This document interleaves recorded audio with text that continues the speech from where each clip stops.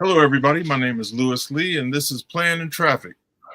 Like always, we do this every Thursday night at 9 o'clock Eastern Time, and we talk about cars, boats, trucks, and anything you put gas in. And I gotta add anything you can plug in, because electric cars, we gotta add that into the pitch. Right? So we got Dave from Rus Bucket Restos. What's up, Dave? What's up, man? Thanks for having me on. Dave, pleasure having you with us tonight. Yeah, glad to have you, man. Anybody that touches cars, we love to have on. Unfortunately, I've had to do more than touch recently with a lot of these. So yeah. They become 2-3 year commitments, and every square inch of them gets replaced or worked on or what have you. So let me ask you this, do you keep up with your tetanus shots? I do. Yep. Good. Yeah. Because, like all of us, anybody who works on older cars, between the rust in the eyes and the jagged metal slicing you when you least expect it, it's a battlefield under those cars, man. It really is. Man, all the time. My shirts all have holes in them, right? So yeah. Good. Yeah. I rolled up under a pickup truck one time, and a piece of rust. I didn't even touch the truck, and a piece of rust fell in my eye. Sure.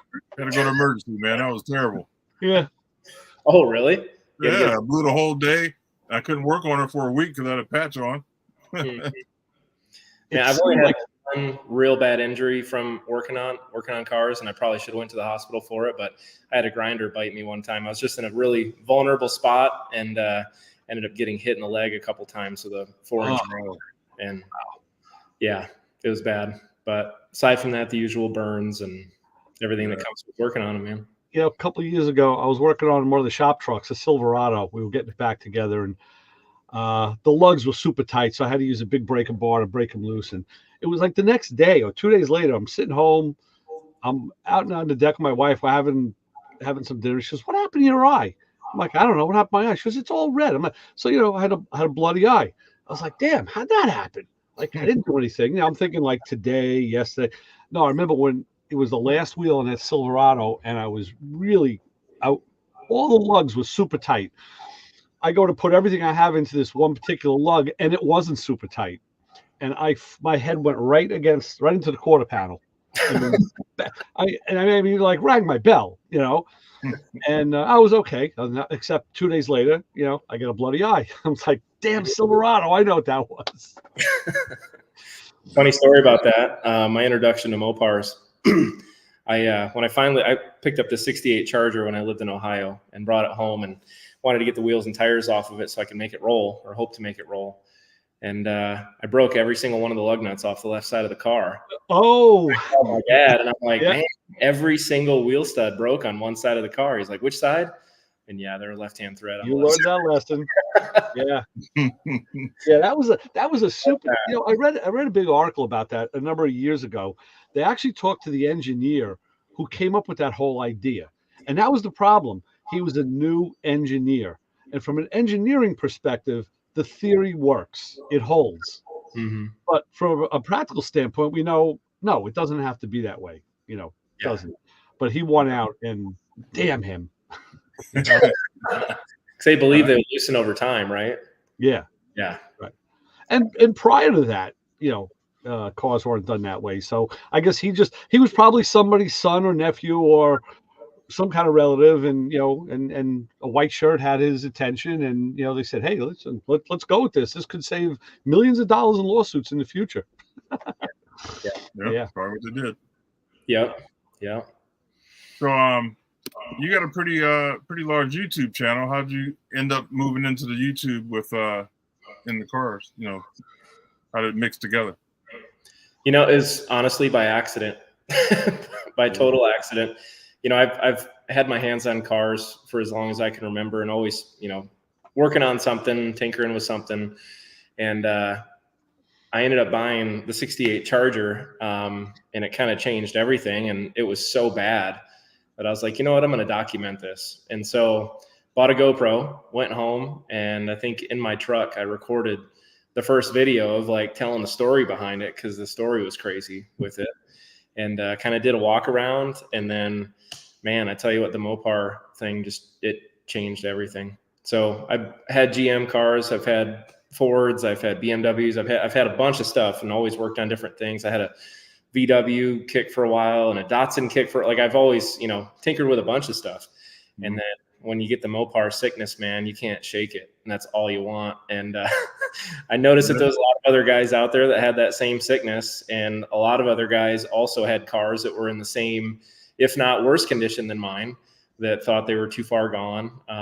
And, a lot of us can't afford to buy cars that are done. And even since I bought this car, man, I mean, you can still spend $20,000, $30,000 on a car that needs to be rebodied. And so you end up buying all these cars that are in the fields and sitting for decades and decades, and you have to rebuild them. And I kind of started my channel to help people out with kind of how to, repair, rebuild, do all the metal work and all that kind of stuff, man. And it just kind of blew up from there. And I've learned a lot doing it, and I've helped quite a few people out by doing it, and met some awesome people along the way. But yeah, one car turned into 2 cars, turned into 5 cars. And now I've got more cars than I can ever have time to do. So, with work plus being a dad and everything else, it's hard to fit it all in, but we still get out here, just about every night during the week, and very blessed to have kids that actually want to be out here with me and do it with me. So my son, he's 8 years old and a better welder than most adults I know. Oh, wow. Well, nice. Dave, you have an Air Force background, but what's your what was your car background either prior to or after your service? Man, like I said, I've always bought stuff and just try to do a little work here and there on it. Nothing super, super crazy. Okay. But then, again, wanting to get into the muscle car side of things, I ended up, well, I guess to go back even further, when I was a kid, my grandpa had a 72 Nova with a 502 in it. And I'll actually tell you a funny story about this car here in a little bit. But he ran 1070s in that car. And I mean, when I was a kid, it was like the fastest thing ever. It scared the shit out of everybody. Right. And that car has always, had an impression on me. And, but he sold it. And then, I joined the Air Force, lived overseas for a while, back in the States for a while. And then I got out. And again, I've always kind of wanted to tinker with stuff. And so I actually got my grandfather's Corvette from him. I got, Camaro, and started with the GM stuff. And it was, I don't know. It was fun to work on, but I didn't really have that draw like I do, I guess, with the Mopar stuff. And then especially once buying the Charger, like I said, man, it's a sickness. You just can't stop. Yeah. It's bad. But no, I taught myself how to weld. I mean, bought cars that needed metal work and figured it out, So I can't afford to have other people do the work for me. So I just kind of figured it out along the way and, learned my way around the cars pretty well. And I'm a lot better with the grinder than a welder, but I'm still learning every day for sure. I'm with you. So like most of us, you're self-taught. That's good. I mean, that's, we talk about that on this show all the time. It's how you learn a lot. You don't always learn it the right way, but you learn it the effective way. And hopefully, if you don't learn it the right way, you can't figure it out, then you seek somebody out who can maybe help you out, and you get a leg up, and then you move forward from there. Yeah. And I've learned some cool stuff too. And like I said, building the network of car guys and friends and stuff that are into it. I met Bryce Green, he used to be on Kindigit. He was their painter, and I got to go down and work with him and his guys for a weekend, and taught me how to lead and different stuff like that, and learn little stuff from them. And man, especially living in Utah, there's so many people around here. Yeah, we had him on the show here too. Oh, did you? Yeah, Bryce is a great guy, man. And his classes and his team are excellent. His work is just crazy. I mean, most of the cars you see on that show are painted by Bryce, So he had a nice Bronco, I think it was 2 years ago out at SEMA. Was it?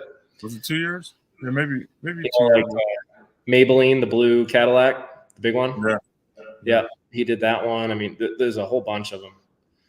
But he's pretty tough.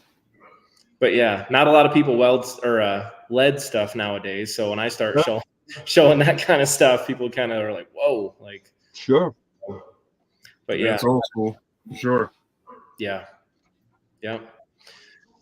I just spent a couple of days. One of the guys I know through association that I work with, the Order. This guy was George Barris's East Coast rep, and worked with him in California and New York. And I was at his shop because now he's cleaning out, and you see the remnants of all that kind of work. Like he leaded between, I don't know if he did more fiberglass or lead. I don't Yeah. know. It's probably a good balance, but it was kind of sad seeing a shop come apart because you're down to the hardware and just big rolls of fiberglass hanging on the wall and remnants of projects that never got finished, and you just want to suck into history, and just breathe it in. Don't breathe in too hard. You might breathe in some toxic lead. Already did that. Yeah. Now, we got a master class from Gene Winfield on this show. Oh, he was telling us how he would hammer and weld by hammering metal. Yeah. Wow. I mean, that's old school for real. Yeah. Yep. And if you ever have a chance to really work with those older guys, man, it's you can't learn that in school. No. Right. Yeah. But especially with buying them this bad, man, I just, as I cut into them, just knew that no matter what, I was going to fix them,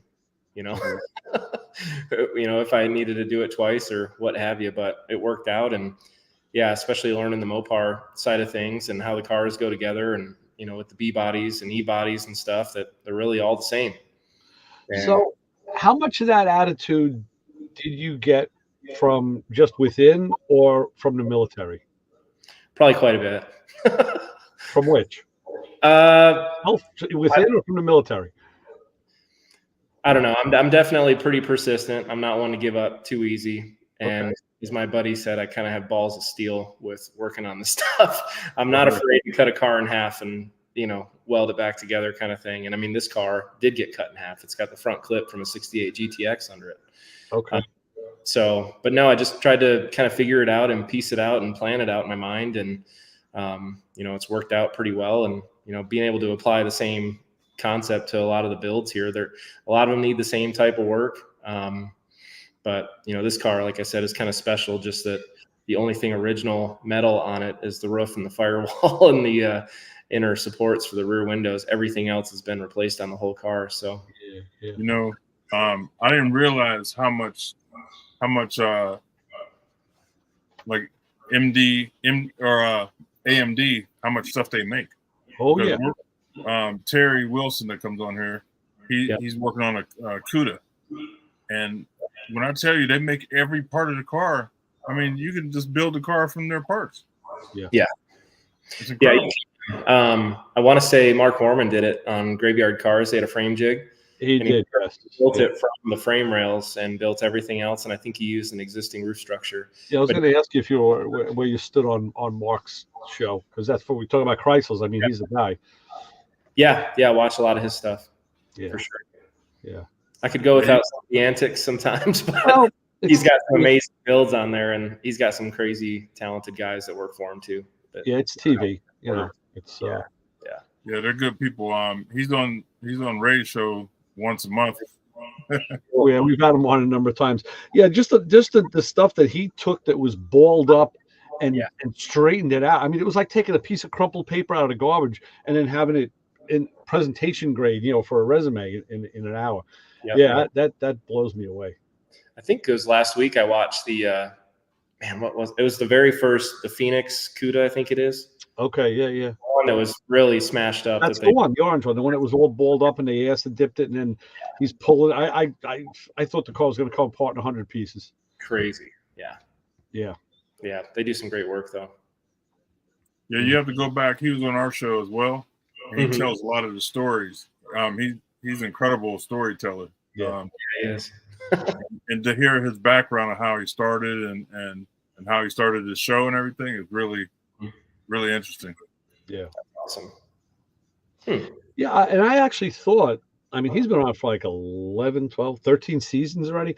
I was waiting, like for the country to wake up, and there's other guys out there who are specializing in Fords or Corvettes or GMs, in other marques. And I was like, that's what I want. That's what I'd like to see, because obviously all the Mopar guys want to watch that, and anybody else who had a show that was dedicated to that a specific brand or car, they would get a ton of viewers, and nobody else came forward like that. Yeah, surprised. And again, I think it's a weird Mopar thing, man. I can't explain it, but I know, and I don't know if you guys share the same feeling, but you know, when you go to a car show and you see a row of the exact same 68, 69 Camaro in different colors, right? And you see the next row is all Corvettes that look exactly the same, different colors. But then you see a 71 Cuda sitting there, everybody kind of shits their pants when they see that car, right? Well, it's just something about them, man. It draws you in, and it draws a lot of people in, and they're just, you don't see them around very much. That's what I was going to say. They're a rare bird. Yeah. I was at a show that a friend of mine does every year, and he always has a mix of stuff, and he has actually what he calls Corvette Alley. It's he dedicates to the Corvettes. And a friend of mine went with his 69, his C3, 427, 4-speed convertible Vet, and it's a gorgeous car. I mean, it's not a custom. It's, you know, he just has a different set of wheels on it, side pipes, and he kind of complained to me at the end of the day, like, what's a guy, because he just redid the car over that winter. He's like, yeah, what's a guy got to do to get a stupid trophy around here? And I said, don't bring a Corvette. Yeah.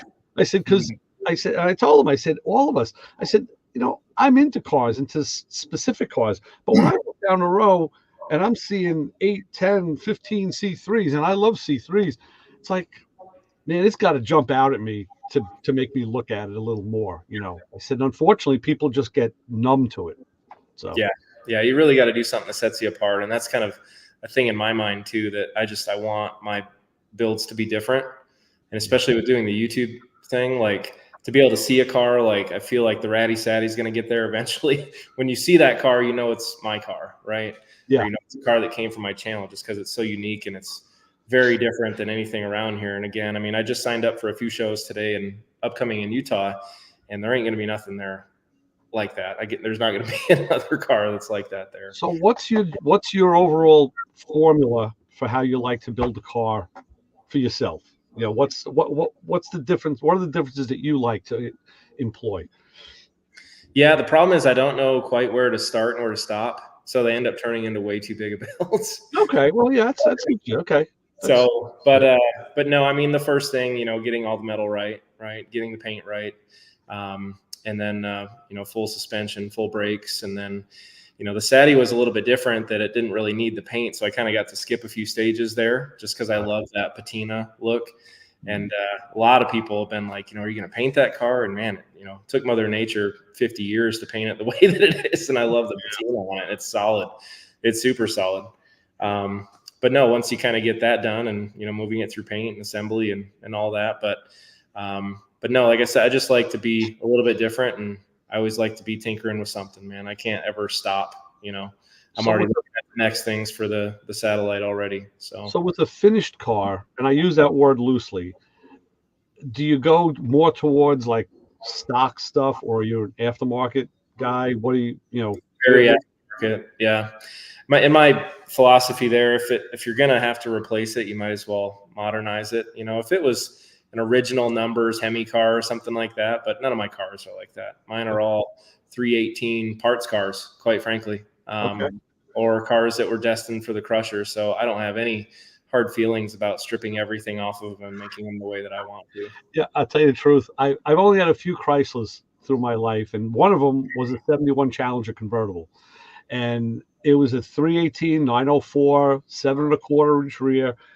The big thing was it was a convertible, and but it was really rusty underneath, you know, and I kept thinking, you know, I should do this car, but every time I got under it to do something, I'm like, I'll never really be able to get around this level of rust, you know, at home.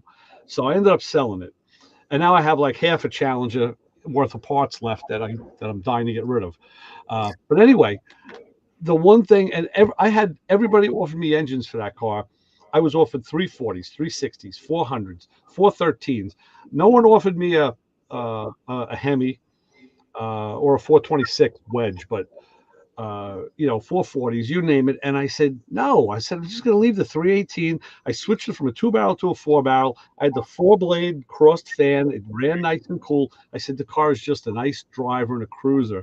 And I never felt the need to really change it. And I said, this car lasted this long, and it's a convertible. And if I would have kept it, I could have realized a really big investment, but I didn't. And I know the guy that bought it, he had just built a Dart. and he took a slant 6 dart, put a 440 in it with a 727, back halved it. He just got it out of just getting it out of paint. He had it done plumb crazy. I said, yeah, I want to paint the Challenger plumb crazy. And he buys my Challenger, sells his dart. What does he do? He back halves the Challenger, puts a 440 in it. He did everything he did to the dart. I said, that's the one car that should have been left original. And I don't say that too often, only because it made it that far, and value wise, yeah, it would have been better off. But yeah, I think the Satty had a 440 in it from like a 73 motorhome when I got it. So it wasn't, again, no love lost. Right.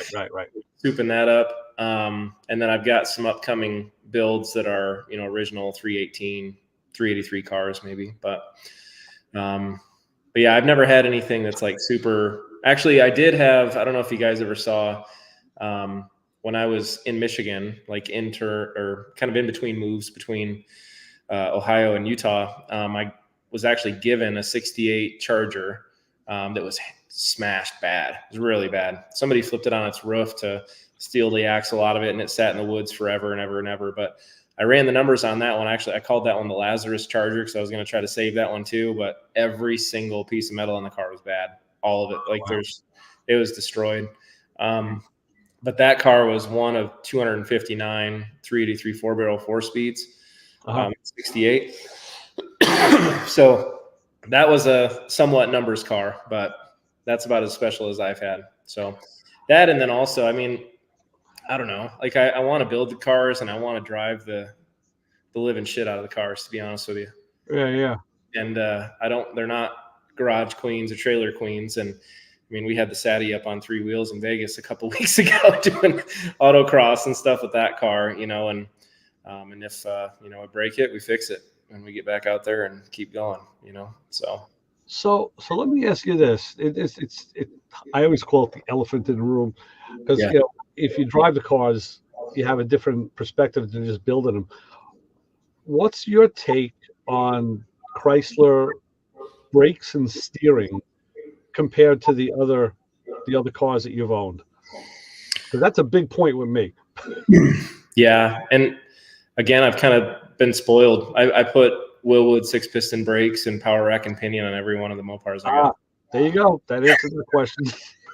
Yeah, like I mean, literally, the cars that I get are, rotted into the freaking ground. Yeah. So the first thing I do is I strip everything off of them and put them up on dollies and blast them and epoxy them and, get to work on them. But I've had to replace everything. And with doing the YouTube stuff, been able to meet some good sponsors and people that have helped out between AMD and QA1. And it's an awesome setup. I just finished installing the QA1 setup on the Charger and got it rolling for the first time in 45 years today. Okay. So now that you're getting closer to me on the bench, I'm feeling better about this. I got to ask you another qualifying question. Is it a K frame or a K member? Okay. Good question. Because it's just another divide that I found very common among people. Yeah. I feel how did you first hear what that thing was? Like the first time you heard it, what was it called? I probably called it a subframe in my early videos because I didn't know what I was talking about. Yeah, and that would be correct too, really, to a degree. Yeah. Yeah, I've probably called it both though. But I had it out with Mark Warman over that because I kind of figured out that we were both right. I mean, I grew up and it was a K frame, and he always said K member. Now I see in the FSMs they do list it as a K member, but I did find, and I have it saved on a computer here somewhere, I did find it listed as a K frame in a book. Yeah. I always thought it was like, it seemed like all the East Coast guys called it a K frame, and the West Coast guys. It's different areas. What's that, Lewis? What was it? I was going to say that the different sides of the country. And you say, well, why? Why would Tony DeFeo, he's a New York guy, Staten Island, and he's K-frame all the way. It's like, yeah, that's because that's what we called it. Now, not that we weren't reading the FSMs, maybe we read them differently. I don't know, but yeah. I tell you what, it's almost too easy, man. I mean, so on the Cuda the 71 Cuda, it has the exact same setup as this on it, and I put a 6.4 Hemi from a modern Challenger in that car, 392 Scat Pack, and I want to say wheeled the dolly under it and timed myself. And I think in 11 minutes, I had like the full K-frame. And I just said K-frame. Full. I mean, it's 6 bolts, and then the back. It's so simple to pull out. Right. It's like taking a subframe off a Nova. I think it's like 6 or 8 bolts. Bing, you can have it. If they're not rusted and frozen in place, you can have it off fast. Yeah. Yep. All right. Well, we'll get the fellas on, and these are our guys that come on every week. And man, Joey, he's the one that recommended you. Yep, we've been talking. What's up, Joey? Hey, Joe. What's going on? Good to see you. Yeah, same to you. Yeah, I got a story I got to tell you guys once we get going here. Okay. Good. Yeah, well, Ray, he was talking about busting his head on a Silverado. This week, it's been D-Day this whole week on my Silverado, the 80 square body, 80 square body, 84 square body, and I was unbolting the seat, and man, I was wrenching hard on that thing. I was, if I could have, I would have bent that ratchet handle. I was gripping it so freaking tight. And all of a sudden, that bolt just decided it wanted to turn loose like it had never been in a hole. And my hand and thumb, boom, right into that floor pan. I tell you, it's a Silverado. Full force. Yeah. Well, you can't, the camera doesn't do it justice, but look at my thumb. Yeah. Holy cow. I had to go get x-rayed, and they said it'll eventually pop back out where you can bend it. But like at the knuckle right behind the thumbnail, it's jammed up so tight it won't even move. It's the Silverado curse, I'm telling you. Oh my The same God. thing happened to me taking a brake caliper off that thing. I was pulling a ratchet so hard, and then it let go, and it pinched my hand. I had a scar for like a year on my hand for where I got caliper in a bracket. I was like, I said this, and then I had to work on the plow on the thing, the snow plow, and make it work. I was like, I don't want to touch this truck. Well, when I got back home, I thought, don't be a dumbass. Just get the seat out. I drug the air hose out there with the impact wrench. Zip, zip, zip. Got all the bolts out.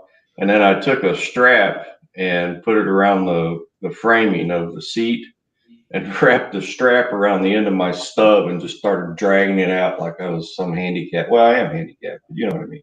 Well, yeah. I looked like a gimp. I looked like a gimp pulling a bench seat out of a freaking turd. It was hilarious. But anyway, good to see you, Dave. Yeah, good to see you too, man. We've been talking for quite a long time. Yeah, absolutely. Hey, when I met Dave, he was just getting his channel going. He was working on that Charger sitting behind him. And when I saw it, if I hadn't already seen the Phantom Cuda get built on Graveyard Cars, I would have never dreamed that Charger would ever come back. But when he got it, it was covered in green moss. Completely. I mean, it was horrible. But not now. It's beautiful. Yeah, it's sat for a long, long time. Not sure if all you guys know about the story with it, but it was sitting for 42 years in the middle of the woods in Ohio. Oh, wow. The original owner still had the car. He ended up giving it to his son, and his son passed away in a car wreck in September 78, and he ended up parking it the day he died and never touched that car again. Wow. And the damn newspaper from September 78, I still have it, was in the glove box of that car. Really? Yeah. The mice ate the build sheet. They ate everything else. They did not eat the newspaper. Wow. So kind of crazy. Yeah. But it shows you how good the news was back in even 78, right? It was still, the news sucked then too. Yeah, I had done a little bit of research on that original owner after talking to Dave. He had mentioned that he was a NASCAR driver at one time. And this guy raced actually in NASCAR down when they had the Columbus, I think, Motor Speedway or whatever it's called, Ohio. But yeah, it's really interesting. Yeah, I had no idea until I saw his obituary. So he was actually selling the car to pay for his own funeral. It was a really sad deal. Yeah. Wow. And that car, like, he owned a big scrapyard out where he was at. And I remember seeing he had a 67 Coronet RT, I believe, sitting out there, picked over, but it had the letter M on it. And I was like, what does M mean? He said, oh, that used to be in row M. And then like I look at it, like zoom out, and I'm like, oh man, this whole thing was full of cars out here, and it's a giant open field. Yeah. And so he had a ton of stuff, and he held on to that Charger till the last minute. And I just so happened to like refresh Facebook Marketplace, and the only thing it said was 318. It's all there. That's all the ad said. And I'm like, well, this is a scam, right? What was his name? Do you remember offhand? His name was Dallas Kinder. Dallas Kinder. Okay. Yep. But I got there, and he had the Charger out by the road, and it was destroyed, man. I mean, just the whole bottom of the car is completely eaten away. I mean, the rockers are gone, the frames were gone, everything was gone on it, man. And I ended up putting a deal together for he had a 57 Bel Air there, 2-door, and then he had this sitting there, and we worked out a deal for everything. And then I had the trailer, and I was like, all right, well, I'll take the Bel Air today. And he grabbed a title for like a 70 C10. I was like, that is not the right title for that car. I'll take it today. And so I took the Charger home, and then I never heard from him again. And then I saw his obituary like 2 weeks later. He ended up dying like right after I bought the car. And man, I mean, he was in rough shape. He was in a golf cart with an oxygen bottle driving around with me. And he was crying. I was crying, man. I was like, dude, I will show your family this car when it's done. I promise.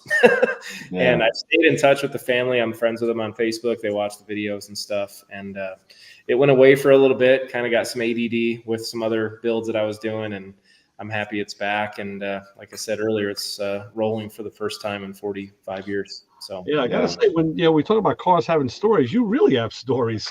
Oh man, yeah, the Cuda's got another crazy one too. Yeah. Good Lord, yeah, that one was a parts car sitting in Missouri, in somebody's field in Missouri, and a friend that I deal parts with ended up finding. He put a deal together for like 15 cars, and those 271s sit next to each other. And come to find out, the original owner still had one of them, and him and his brother went to the same dealership the same day and bought sequential VIN number Cudas. Wow. And so we had both of them sitting there next to each other, and I could barely afford one of them, let alone both of them. And so I bought the one that was hammered. And we front clipped that whole car. Yeah. If you don't mind, I want to tell a little bit about the front clip situation on that. It was cut out. Some of it was cut out, but the rest was just pretty well rotted. And I think it was Chris Birdsong reached out to you and told you that the same inner structure of the 71 Cuda is the same as the 71 Charger. And that is when you bought that Charger donor and took that whole front clip out of that Charger and grafted it into that Cuda, and you'd never know. Yeah. Wait a minute. How does a B body structure fit in E body? So if you get on the AMD website, the 71, 72 E bodies are the same as the 66, 70 B bodies. Same part number, same everything. Wow. I would have bet the farm against that one. Yeah, and I had no clue. So I'd found, because I thought that I would need, as a Challenger or a Cuda front clip. And so I'm reaching out and I find some, and I get some pictures and meet some guys, and these are almost in as bad shape as my front clip. They want like $3,000, $4,000 for them. I'm like, there's no way. And Chris had reached out and let me know. I was like, oh man, let me go look for something. And I got on eBay, and there was a 71 Charger with, nothing, no parts, no motor, bottom of the barrel option car. Bare shell. And he had it for $500, and I threw him an offer for $300, and he accepted it immediately. I was like, oh, damn.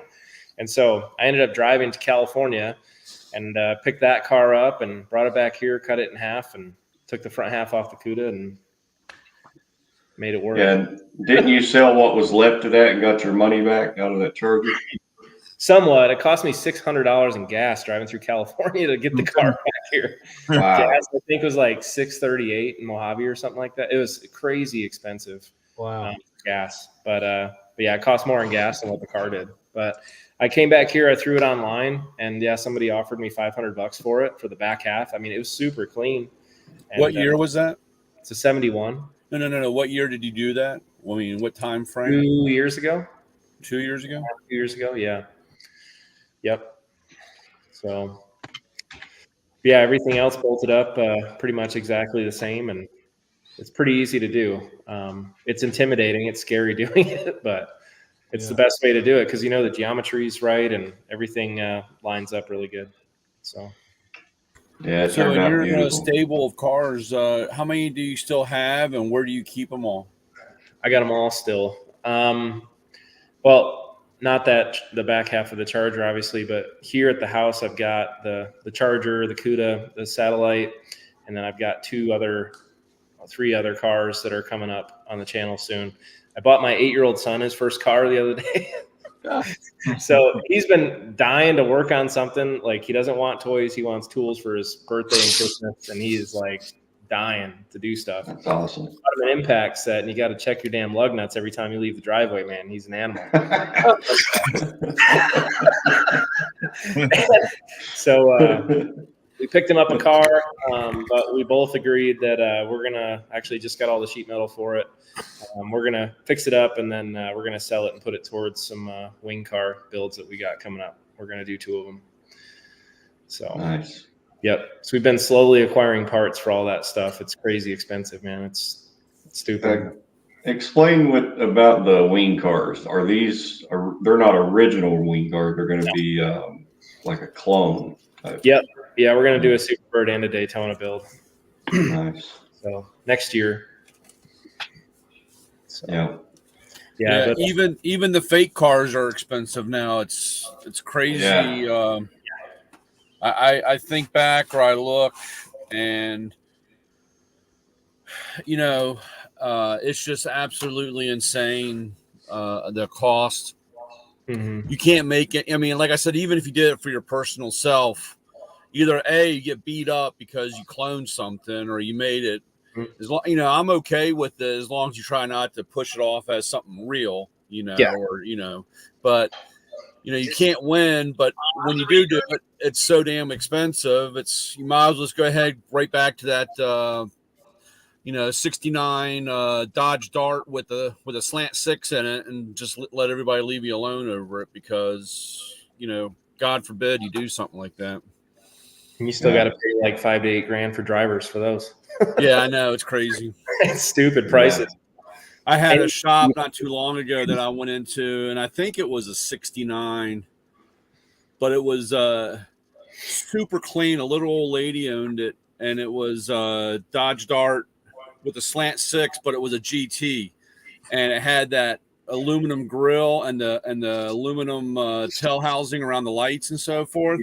And it was so immaculate. It was like unbelievable. And it was white with I think it had like a brown interior, but it was kind of crazy on that. But it just was really odd or unique. Yeah. Yeah. None of mine are that unique with colors. Every car that I own is almost all green. Oh, by the way, green car. Speaking of that, since I recommended you for the show tonight, you're going to paint the Cuda that green for me, right? The Cuda? I think that one's going to be Winchester gray. I really like that color on that car. I think that'll look good with Hemi billboards on it. All right. Well, it's your build. I'll love it either way. Yeah, I like that one. For the Charger, though, I'm a bit mixed. So still taking. I like that pea green color. It's just something about that color. I can't do it. Every car I have is green. Yeah. And a lot of Chryslers were green. There was a lot of green interiors, green everything. It was. Yeah. Yeah, these are all green on green on green. Yeah, they like that. Yeah. Yeah. It seemed like I remember the Charger when you were pulling the seats out of it, and all of its mice had green seats, green dash, and green carpet. If there was any carpet left, I don't remember, but I know there was a lot of mouse turds and a lot of Stuart Littles laying around in there dead. I'm still finding stuff. Just the other day to get the front suspension on to bolt up the K member. Now I said K member to the front of the car. All the nuts that were welded on the inside of the frame rails were bad, and so I had to section out the frame rails to get in there. Yeah, they're completely stuffed full of mouse nest. Yeah. On the new metal? That's That front clip is from that 68 GTX. Oh yeah, that you did that in Ohio. Yeah. Yeah. Yeah, our buddy Terry had the same deal. It was stuff on each rail all the way down. Yeah, I found 3 dead mice underneath the seat of my truck the other day, and I forgot that I should be wearing a mask, ripping that interior out, but it's too late. I'd already busted my knuckle or my thumb, and I just didn't care anymore. I just wanted to get it done. What happens? Yeah. When I posted videos on that stuff, everybody's like, dude, wear a mask. I'm like, well, it's too late. Yeah. But Lewis, I think he probably wants to introduce everybody to you. We started talking as soon as we came in, so. But I guess he does. I don't know. He's thinking about it. We should do a segment of what is Lewis thinking right now. We got my man Jim, we got Papa Squirrel, and we got Brian. Brian's our tool guy. Papa Squirrel is Pops. Jim is coordinator of Facebook. Right on. Yeah. I think he's a professor at UCLA too, aren't you? Yeah, but I'm not out on the mall. Yeah, and Ray, if it's all right, I'll send your contact information to Dave, and Sure. maybe he'll pop in on your radio show sometime. Sure. Yeah, we'd love to have him on. Yeah. You'd love. I forget what his nickname is. Your son, T-Bone. T-Bone. Oh, you'd love him. Yeah. Yeah, he's a maniac, man. And like he was saying, he does weld, and he's out there always helping. And I see your daughter every now and then, and the dog walking around. So, Dave, do you work in the auto industry, or is this just your hobbies at home? No, this is just what I do for fun in my spare time. So I work in manufacturing and, do this nights and weekends and try to stay busy. We're all in the same boat, seems like. Has your wife flipped you off anymore since buying any Hemi engine packages? No wife to flip me off anymore. So we're all good. Oh. So, that's why I've been buying and selling all these cars, man. You don't have anybody there to tell you no anymore? Pumping out the content. Yeah. Sorry to hear that, but hey, as long as you're happy. No, we're great. We're all doing great. So. Good. Yeah. Good. So what's your everyday driver? What's that? What is your everyday driver? So I had to get something big enough to haul the kids around. I've got 4 kids. So I've got 10, 9, 4, and 2. So I drive a Escalade. Wow. So big enough to put the kids in and hauls. We got a boat and tow that around with, and tow the car with pretty easy. So You're going to have to forgive me. I haven't seen any of your shows, and tonight I'll go through and watch. Like I said, I normally watch YouTube as my regular show. TV, it's not. I watch very little regular stuff on TV. It's always funny when one of my customers say, "Hey, did you see this?" or "Hey, did you see that?" And I said, "No, if it isn't on YouTube, I kind of miss it." But you're going to have to fill me in or get me up to speed. So when you get one of these things, are you a soda blaster? Are you just down and dirty metal grinder all the rust off of the pieces that you're keeping? Or are you acid dipping? What's your process of if there's something you're keeping, or part of the K-mem or K-frame or subtop, whatever, what's your purpose, or how do you go about doing that? Yeah, depending on how far it needs to be taken down, I'll strip all the metal down first. And then I've got a guy that actually comes and abrasive blasts at my house. So he has a mobile setup. He did dustless blasting on my Cuda the first time. Probably won't ever do that again. Giant mess. Was that sand? Was that a sand mix, or was that or media? Was that type of media, or was it soda blasting? It was sand. On the video, it looked like it was 3 inches thick in your driveway. Oh boy. Yeah. It's still in my grass too, man. It was hard to get rid of that. And it was kind of scary at first because the car looked pretty good before he started because most of the metal was done. There's a little bit left to do, like the roof structure and things like that. But I mean, when I peeked in there, when he was taking a break and there's like 2 inches of what looks like wet beach sand in the bottom of the car, I'm like, oh my God, like what did I just do? But he spent about as much time actually flushing everything out as what he did blasting. He's really good. And yeah, somebody just commented it can be a muddy mess. It was a giant freaking mess, man. But no, he just comes. He does the abrasive blasting here at the house, and yeah, like I said, it's can't beat it. They'll come right here and blast it for me. The neighbors don't appreciate it too much, but try to do it when they're working. I made the mistake one time of doing it. Actually, I did the Cuda the Friday before the 4th of July, thinking I'd be safe, but dude, everybody was home and people were freaking. I was freaking out. It's like, oh my God, finish this thing, please.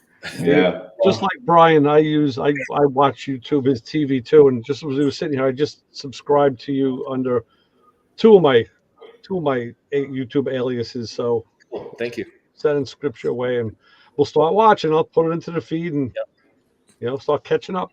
Yep. Yeah, I think too. You have like on the Charger build, for example, you have all that in a playlist, right? Yeah. And you guys asked earlier kind of why I started the channel. I mean, I couldn't find anybody that had a good, to at least my liking, a full start to finish of like how to do all the steps, Mm-hmm. And so I try to structure the videos to be, full rocker replacement, quarter replacement, how to do lead work, how to do this or that. And so like full start to finish DIY videos of full installs. So like tomorrow I've got the full suspension and brake install on this car going up. But yeah, everything's in a playlist. All my videos are like that. And then with the Satty now, with it being more runner driver, daily driver, we're just doing some fun stuff with it, man. So yeah, I have a 66 fastback. That was my car in high school.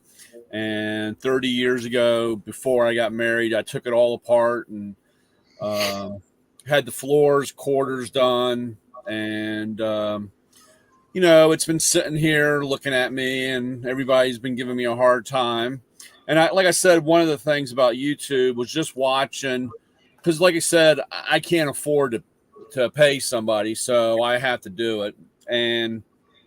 But I have learned before I would, unfortunately, I guess, have that blind set of, I had to type in Mustang, like how to on a Mustang.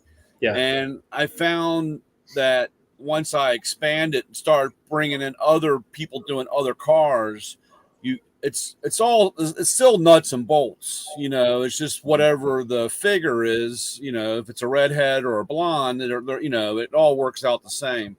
Sure. So, like I said, I'm interested in lead work. I had lead work done on the car. I had taken out the trunk locks and door handles and all that stuff back in the day. But it was never finished. And, it's, again, like I said, I'll be really interesting watching on yours how much, like I said, because I've found that a lot of guys will start out really good and then they kind of skip something and they show the end result and you're like, okay, well, how did you get there? Yeah. I know it's hard to video all that and try to explain, but yeah. There's a few guys that I started out kind of liking, and then all of a sudden you're like watching them, and it's like, here it is, and then it's done, and you're like, yeah, a little bit of that movie magic in there. Yeah. I can vouch for Dave on that part. He does a really good job of giving you as much detail as he possibly can, being a one-man show like most of us, and like on the, he had done a convertible, that was a Road Runner, wasn't it? Mm-hmm. He did some pretty good step-by-steps on that. And he took a set of full quarter panels for that year of Road Runner and cut them down to where they would work with a convertible. He had to cut that whole top part off. Oh, yeah. And when it was all done, you'd never know. I mean, it's just beautiful. and he shows that how he did it. Exceeded my expectations. Yeah, that was. Yeah. That was a tough one, man. I learn as I do every one of these too, and I learn a lot from other people in the comments too. And I mean, I don't care if they're positive comments or if it's constructive criticism, whatever it is. I mean, I reply to everybody, and I've gotten some great tips out of the comments section too. But that was a really cool one because they don't make really many convertible parts that are convertible specific parts, so you got to kind of make your own stuff. And those quarters, I had to section down the whole top side of that and graft them in with the original sheet metal, and it worked out really good. That car is being painted right now up in Idaho Falls. Yeah, that was like back when I had when I was stripping the Mustang. The guy that did the quarter panels for me, it was funny because he said, just strip the car down, and he gave me just rough idea. Of course, I was a kid then. I go out there and strip everything down. And it was funny because they had a lot of parts for the Mustang, but they didn't have the fastback quarter panels unless you wanted to spend a lot of money. So he, like you said, he had to take regular coupe ones and then graft them in because just because of the cost. But it was so funny. Leroy was the guy's name, and he had done a few World of Wheels cars back in the day, but he was a lead guy. And when I got to the quarter panel stripping, I hit some soft stuff. Well, that was the lead from the factory, and I had dug all that stuff out. I didn't know. Nobody, I'm out there at the middle of the night just chewing away with everything. And when he came by to pick the car up, he said, "What the hell did you do?" And I said, "You told me to strip it." And he said, "Man, you took the lead and everything out." So I got to watch him do some lead work. And then I said, "Well, since you're doing it, I want to remove the door handle. I wanted to let all that in." And of course, like I said, he did a couple World of Wheels cars, and that was no problem for him.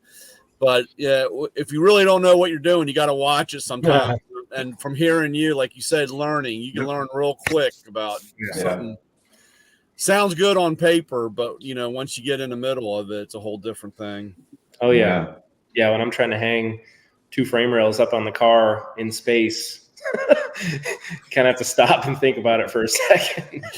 Before you start making things permanent, it can get a little scary on you. But I thought a body swap on a Mustang, like converting a coupe into a fastback. Yeah. I'm sure you've probably seen too. I want to introduce you to Terry Wilson, Coverman 66. He's from Monster Garage. What's up, Terry? The guy is amazing doing sheet metal work, but he can't sing worth a lick in a tin can. I've been watching those goofy videos of Tyler sneaking up behind him, recording while he's singing and working on his Cuda. He's got a, excuse me, yours is a 71 or a 73? 73. 73. Yeah. And we're converting it to a 70 AR Cuda with a new twist on it, of course. Yeah. Yeah, I can't sing good either. That's why I put music over the top of all my videos, so you don't have to hear that. Yeah. Not one singing lesson, Joey. Not one. We can tell. Yeah. So Terry just did the front end of his Cuda this past weekend. Awesome. They're just mocking it up. We're gonna take it about because you know what happened. We're using the QA1, the whole handling kit. It has that cradle that goes up. So on to remove the cradle, you have to take out the stops on each side. Yep. Bump stop. And we took it out. We found the passenger side was just a little too, how should we say, not savory. So we called up AMD and we got them 2 new rails coming. So at this point, what we're going to do is I was just like, we got the fender aprons, we got everything. So we're going to take out the spot welds under the car and just cut it right down right towards the firewall, remove that whole cradle, have it as a point of reference, weld the new one in, build upon that. Yep. Yeah, on every one of mine. So I'll drill them out and then I'll use the hammer chisel on them and pop them off that way. But every single time I gotta weld up holes. Every single time, like just the hammer chisels aggressive in there. Damn. Yeah, we're dubbing tonight's show as "Baby Come Back." By the way. That's my jam, man. You know, I love that song. You know, we Sung got a by, whole yeah. So that's right, the duet. Yeah. I can sing a few bars right now if you want. I need to make a trip over there. You guys have so much fun there at Tyler's shop. It's crazy. Well, I tell you, and I'm not there. QA1, they sent me the hats. So if you want a hat, send me the address, email me, text me, whatever. Oh, I did. Text me address, we'll send one on the way. This does not go for what's it called, slingshot over there, because he's too close. You too, Joey. You too close. You too close for me to be sending. When I'm here, when I'm in Ohio, you should be stopping by. Yep. Dang. That sounds fair. All right, do me a favor. Are you there tomorrow? No.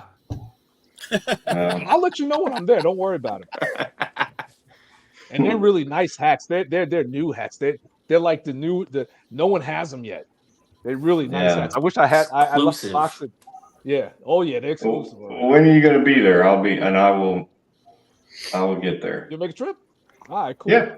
I'm only, you can't make a trip. Make sure you put mine aside. I'm only like 30, 35 minutes. That's it. So I would mail Lewis's to him though. You don't want to see him. No, Lewis always stops by. Yeah. So Dave, have you tried painting any of your stuff, or do you send it out, or are you, when you say you're hands on, are you just down and dirty into everything? Yep, I do it all. I'm too cheap to pay somebody else to do it. Amen. What you on that? Well, you had that 68 back there? convertible. Yep. What year charge are we going to do? We're going to do a 68, 69, 70. Which one are we going to do? Well, it looks like it can't be a 70, but which one are we going to do? Behind me? This is a 68. Yeah. Okay. And we're going to do a 69 Daytona next year sometime. So that car, Joey, is just as bad as what this one was originally. Oh, my God. It'll be a giant resurrection. Basically, you're just going to be getting the AMD catalog open on the Charger. I already sent them videos of it, and they're like, we're ready. Well, that Charger, let me just expound on that some more. The only original sheet metal to that car, I'm pretty sure, if my memory serves me correct, is the inner structure for the roof and the sides, that inner structure part around where behind the quarter panels. I think that's the only thing original sheet metal wise to the whole car. Well, and the roof skin. Yep. Is that right? About half of the firewall. Okay, yeah, and half of the firewall. Everything else is AMD minus maybe the hood that someone gave to him and the trunk lid, things like that. But, yeah, I've had people reach out to donate parts. When I lived out in Ohio, had a gentleman reach out, and he gave me a hood and deck lid and front balance and a bunch of stuff. And I mean, building these is so damn expensive, man. If you just bought the metal for that car, it's like $13,000, something like that. I mean, it's crazy expensive just for metal. You got a pile of metal sitting here. We got to figure out how to put on the car.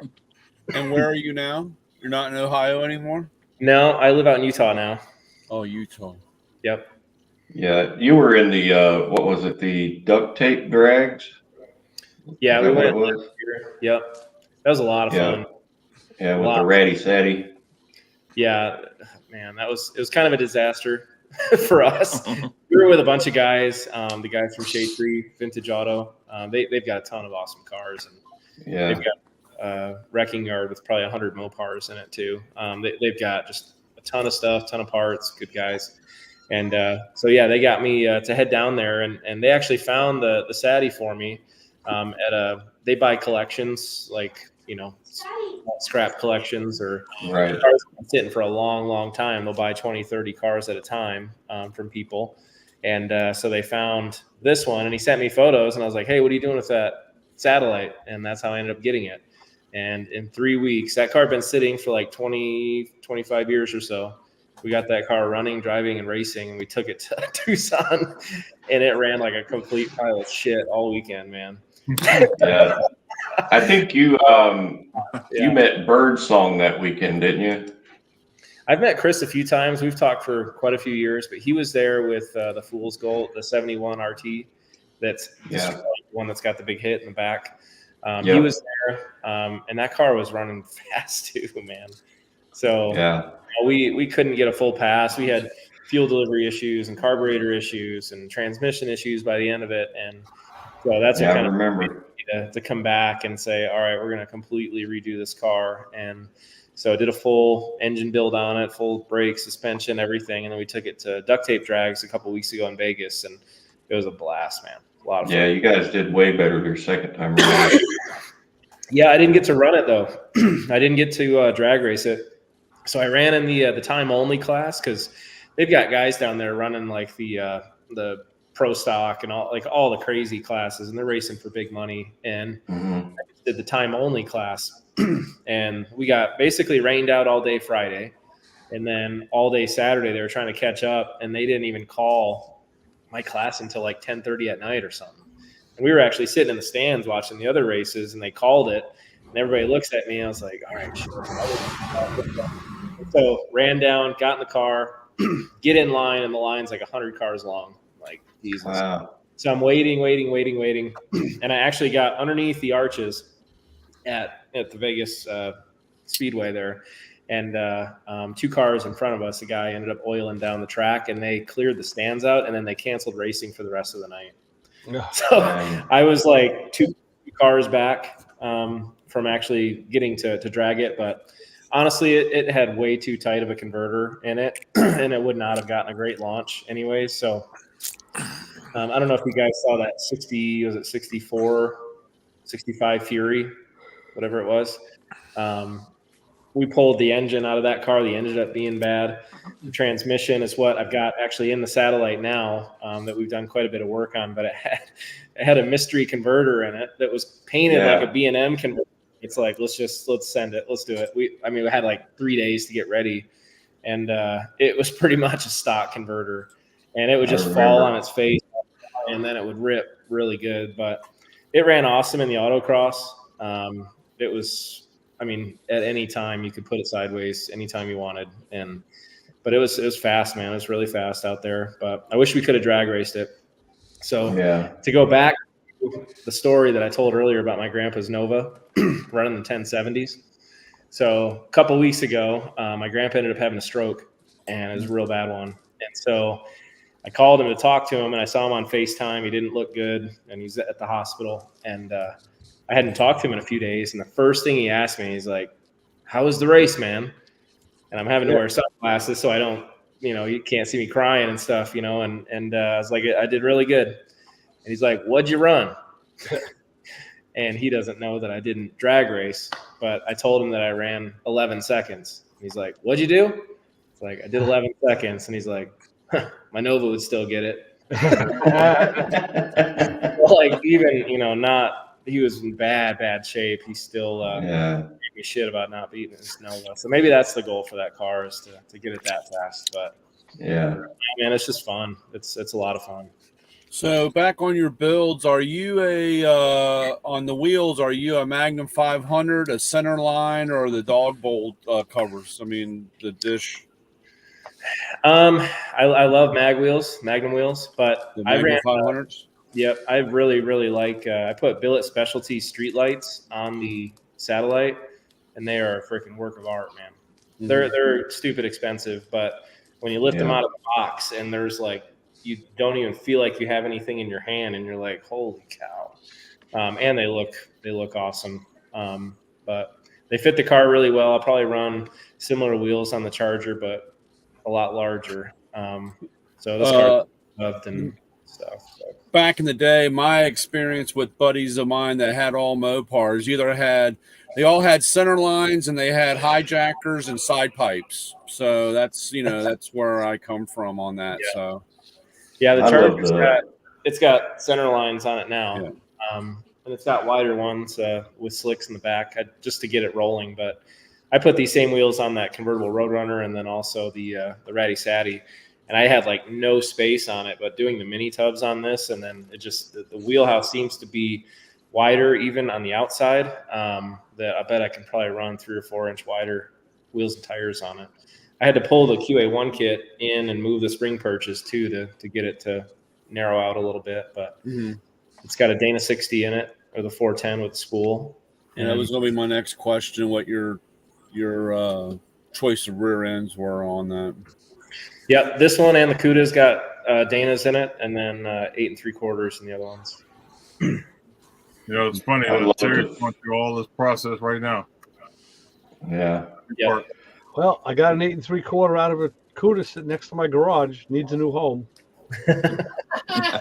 Yeah, see, that's the thing. I was thinking about going with a Ford 9-inch, but I was like, yeah, because I'm going to narrow mine. I'm going to, take off 2 inches on each side because we're doing mini tubs on it.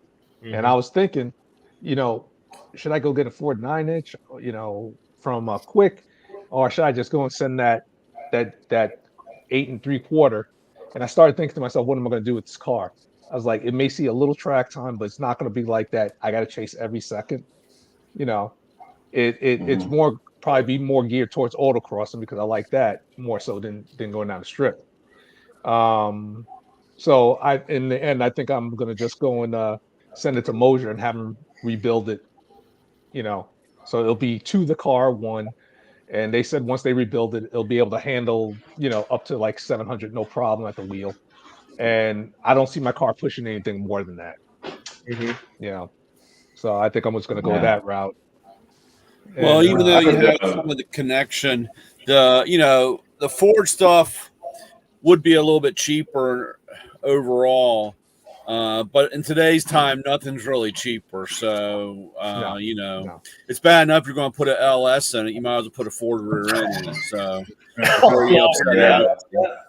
yeah, I'm going to take a video of me doing it, and I'm going to be saying, hey, Mako, man, yo, Brian, check this out. This is what I'm doing. We got these special built motor mounts for it, It's no problem. I would love to I might even come up there and help you. Because I love people. I love pissing people off. So, well, Brian, might as well get a bullseye on my back too. So it's all right, man. Why not, Brian? If you put that LS in your Mustang, it'll be done. Yeah, I know. I know. No more breaking down, Brian. I'm waiting for that new LS 4-cylinder that's coming out. Might as well go really upset. I was reading about this new 4-cylinder LS thing that they're experimenting with. I don't know, something crazy like 500 horsepower bullshit.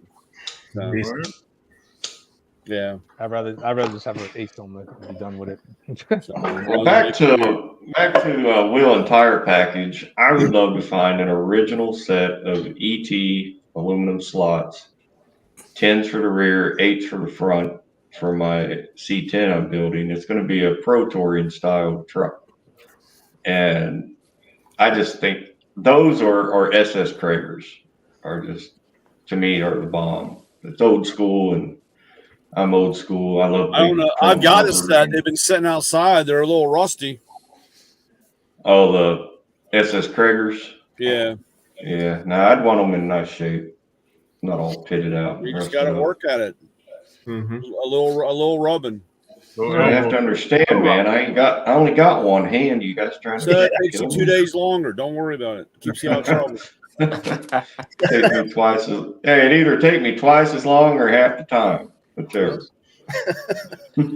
Hell, all you gotta do is just do the driver's side. Don't worry about the passenger. Nobody's gonna see both sides of the car at the same time. So. And we're traumatizing poor Dave. He didn't know I had one arm till tonight. So.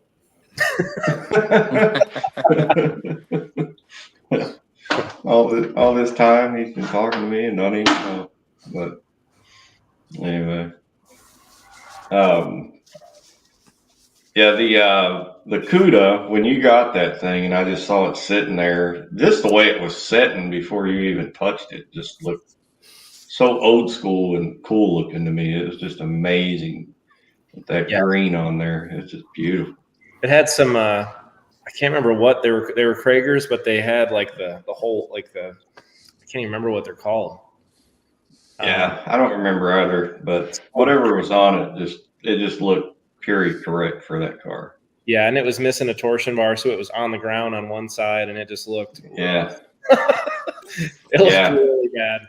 And then I knew you would get it though, and you did. So you took it. That's the quickest one I think you ever did, as far as rust repair. Yeah, no, I learned my lesson with the Charger. Just with Like I want to have all the metal here before I really start on it, and I start, making videos on it, because people are pretty serious about it, man. They want to see a video every 3 days, thinking that I'm Chip Foose cranking out cars in 30 minutes over here. Yeah, shit takes a tell while. me about it. They don't realize. They don't realize. Not at all. Yeah. Hey, do you need a They cradle? don't know Because I what's- have that Cuda cradle if you want that. Yeah. No, I should be all cool. right. You ever got? Nah. Yeah. Get rid of that thing. That eyesore. Yeah. But no, I try to have all the metal here for it. So, like I said, T-Bone, he's got his project coming up. We got all the metal sitting here for it, and when we get a break from my stuff, we're gonna hop on that and get going. He's dying to get going on that one. But You gonna make us wait in anticipation on that, or are you gonna tell us what it is? no, it's a 62 Nova, so Okay. it's a little bit different than what I normally do. But we got a really good buy, and it's a cool looking car. And Yeah. honestly, I bought every piece of sheet metal for that car for the price of 2 front fenders for the Charger. Wow. Wow. Everything. I mean, I'm like, that's a cowl induction hood, fenders, the whole deal. And actually, this car had been sitting on an Indian reservation since '79. Wow. Wow. Super clean. Like, I mean, the bottom of the floors actually are gorgeous. Somebody did some DIY step side fender flares on it that look atrocious, but the rest of it, cool. But it's originally a white car with red interior, and I don't know. We're probably just going to do the metal work on it and get it, in epoxy and give it to somebody else to build a street car or drag car out of it. So, Yeah. You ever heard of Northeast Ohio Dukes? Yep. Ray. Yeah, they're in the chat. Yep. Ray's in the chat. Yep. Ray. I see David out there. What's up? Yeah, I love what they do with their take those Crown Vics and turn them into a Charger. Oh yeah, and looks look so like good. the General Lee. Oh Yeah, my they God, do. they look so good. Ooh. Yeah, you'd never know that it was a Crown Vic underneath all that unless you were there watching them put it together. The only reason I knew it wasn't when I walked in and they were the car was an epoxy. The only way I knew it wasn't a Crown Vic was because the hood was off. And I was like, that looks like it's 4.6 engine, 4.6 Ford. And I was just like, holy crap, I've been duped. That's But awesome. these guys, Yeah, it was kind of funny when they had that post and somebody had said something that it was a Crown Vic, and the guy was like, oh, "You're stupid. You don't know a car. That's a Charger." And he goes, "No, that's skinned. I mean, the bottom of the car, and they were arguing." Yeah. And I just thought it was funny that of course, we're all really tough behind the keyboard, and you can say whatever. But I just thought it was funny when the guy was trying to explain that. They took a Crown Vic and, changed it to or morphed it into it. And there are some people that just can't see that, that type of stuff. But I thought it was kind of comical reading the comments on that. So, Yeah. Usually is. oh, they're gonna be jumping. They're gonna be jumping another one in Columbus, Ohio. I think it's August 10th. I think it is. Yeah. Probably at the Yeah, guys, fairgrounds. Yeah, I guess so. It's going to be in Columbus, Ohio. It's going to be at the Mopar Nationals. Oh, yeah. I went to Mopar that. Nationals. Yep. And I guess I could let the cat out the bag. Yours truly is going to be the MC for the festivities. you going to sing "Babe Come Back"? You got a good soundtrack. I love your soundtrack, Terry. I'm right there with you. Man. The whole collection, man. Baby Come Back. What was the other one? Man. Yeah. I might even come up there and be your backup. I can do a doo-wop. I look pretty good in shorts. Yeah, we could do some sha-na-na. You could do wop in the back, right? What's up? Yeah. Come on up and show a little leg. We can work on some $5 tips. Oh. Yeah. Dave, I don't know if Lewis has asked. It's a good time. It's going to be a good time. And I get to actually see this car. I get to see this Charger really, like finally soar, because I never saw one fly up in the air like that. I mean, we did the measurement. He was 55 yards. He was over half a football field. In the air. In the air. Yeah. Dang, that's a hard hit coming down, too. Oh, he said, which I was surprised, because I thought the best way to land was the way he did, was the back wheels hit the ground. But he said, no, he wants the nose. And I was just like, and he explained the reason why. I was like, I could see how that works. Yeah. That looks like a hard hit. Yeah. That was a hard hit. Yeah. Dave, I don't know if Lewis has asked you yet. If you're on Facebook, we got that group he can invite you to, and anytime there's a show going on. Yeah. Well, Joey, how do you know I wanted to invite him? I'm sorry. I'm sorry. I'm just trying to be your CEO here and secretary. Yeah, Dave, if you would like, we will add you to our family chat. This is where all the fellas, we all talk during the week, give each other inspiration and laugh at each other and tell jokes, family thing. Yeah. Sounds good. So I'll put you in. Yeah. I'm sorry I assumed you wanted him to be in there. You have to admit, I did a great job secretarial wise with the Raise the Roof event. So I kept everybody in the loop. And yeah. So give me a break. All right. I didn't get paid for none of Joey's it. the first one with a hand up. It wasn't my left, dude. So, question, Isaac, are you an Air Force guy, F-15 guy? No. That's actually a SU-27. Oh, is it? Okay. Yeah, it's the GI Joe, the 3 3/4 inch GI Joe. Okay, gotcha. Guys. I've got the GI Joe F-14 up here and a couple other things. This is just a game room that's turned into the catch-all room. But awesome. You mentioned that you were down here in Tucson. I'm actually in Tucson. Are you? Yeah. So I grew up not too far from the Air Force Base, so grew up watching planes all the time. So I developed a love of planes. Yeah. I used to work on F-15s in the Air Force. That's what I did. I could just see the vertical stabs from here. It looked like a 15. Yeah, it almost at a glance and shadowed and stuff, especially with the vertical tails. It does. Yep. Yeah. Ray. Isaac, man, how you doing, Isaac? I'm doing good. How are you? Yeah. Hey, Isaac. Yeah, Ray, Northeast Ohio Duke said that Dave is a good guy. He's an Ohio Bay like me, or boy like me. And Ray, you probably don't remember. We talked on the phone briefly. I'm Joey at Mill Creek Fab Shop. But then I tried calling you back and you were busy, so I just left you alone. But yeah, I'm from Ohio too. I'm just over here at Austinburg, not far from all of you. So yeah, I'm surprised that Tyler's not on with this. He's scared. You know how he is. Do you guys watch Just Mopar Joe? Yes. So he's building the engine for the Charger.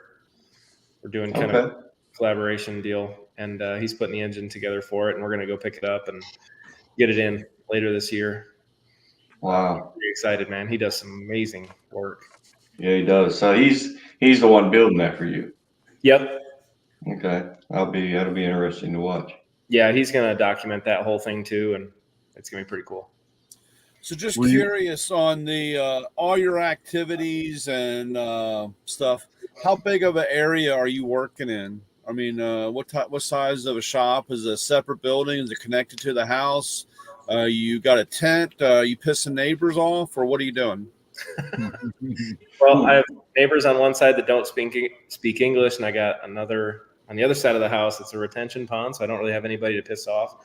But I do get some weird looks. I've got like an inflatable paint booth that goes up outside and stuff, but they're actually all pretty cool about it. They like seeing the cars around.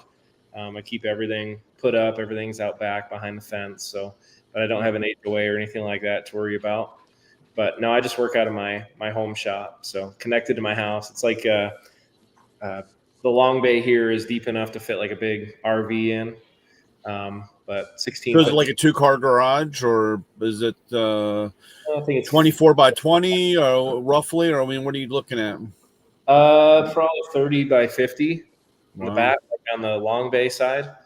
I started throwing racks up around the garage and realized that I was like choking off my shop, and so I ended up building a second, like a mezzanine storage area for all the car parts to be upstairs. But yeah, not big enough. It's never big enough, man. Yeah, never big enough. Yeah, tell me about it. I mean, Yeah.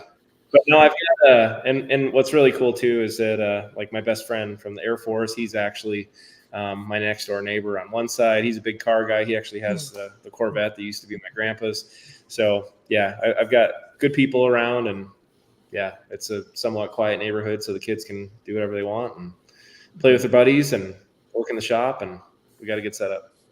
Well, it's quiet until you hit the button on the dash of the Satty and open those headers wide open. And yeah, I try to wait till I get out to the main road for that. But yeah, it sounds too good. I've got electric cutouts on it. And, yeah, got to be somewhat reasonable. So actually, when I did the first start on it, my neighbor that's probably 8 or 9 houses down was sitting out on his back deck grilling something. It was dark. And he texted me. He's like, dude, I heard that thing from all the way down here. And I was like, did it sound good at least? He's like, hell yeah. So yeah. It'll rattle. Satty will rattle your photos off the wall, man. It's pretty loud. Yeah, you ever get that call? Hey, man, my wife told me to call you, man. You're making a lot of noise, but it sounded really cool. What's the engine combo in that car, Dave, in the Satty? What's the engine combo in the Satty? So it's a 440 with the 727 in it. But I just put so the 440's had quite a bit of work done to it. It's originally a 73 motorhome 440. And yeah, it was completely bone stock on the inside of it. Whoever had it previously actually took the whole wiring harness out of the RV and actually put it on top of the wiring harness that was already in the car. So I had 2 of everything. Oh, wow. Everything. 2 ballasts, 2 everything.